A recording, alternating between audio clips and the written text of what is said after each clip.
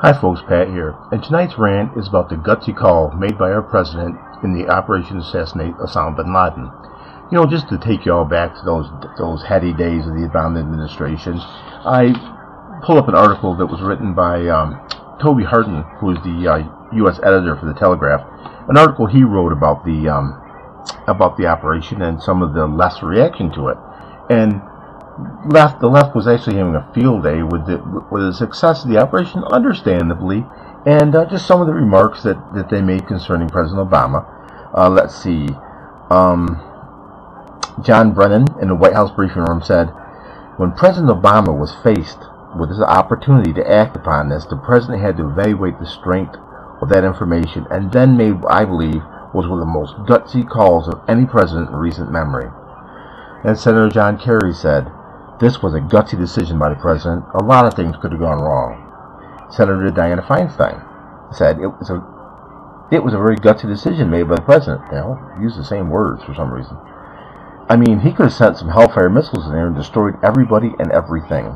And Leon Panetti, you know, all those risks were debated. All of them were thoroughly explored. And in the end, I think that's why the president made a very gutsy decision by deciding, despite all those risks, we had to do this. Perhaps the most over-the-top comment was made by an individual named Wendy Chamberlain, who was a Middle East Institute president and was a former U.S. ambassador to Pakistan. And she said on CNN but he made that decision to go without telling Pakistan, and that took some real courage, as much courage as our Navy SEALs did in pulling off a near-flawless operation. Let me read that for you again. But he made that decision to go without telling Pakistan, and that took some real courage, as much courage as our Navy SEALs did in pulling off a near-flawless operation. Okay, except, you know, maybe it didn't really happen that way. According to a new book called SEAL Target Geronimo, President Obama was actually playing golf when the operation occurred and stayed on the golf course till about 20 minutes before the attack so that he could have deniability. In other words, he can say, Obama or Osama bin Laden, not sure who that is. That doesn't strike me as very gutsy. But anyway, that's the way these things go. So he was out on the golf course, and apparently a lot of the things that, you know, came out in the story didn't actually happen that way. So the book makes for some interesting reading. Now, I only bring this up because, again, the left had such a field day with this, and God, Obama was the bravest man who ever lived. And, no, excuse me, the gutsiest man who ever lived. Now, they were going to make a movie called, maybe they still are, called The Gutsy Call, okay, about the whole thing. And, you know, if you typed in, I don't know if it still works that way, but if you typed in on your browser, www.gutsycall.com, it would redirect you to President Obama's re-election site. So I guess they plan on running their whole campaign based on that moment in history. Okay. Again, difference being that maybe it really didn't happen that way, and you know, it takes a little luster off the star. Now, I'm not saying this to try and take away from, you know, it was, you know, we did get bin Laden. It was a great day for America, and I think the president did a good job.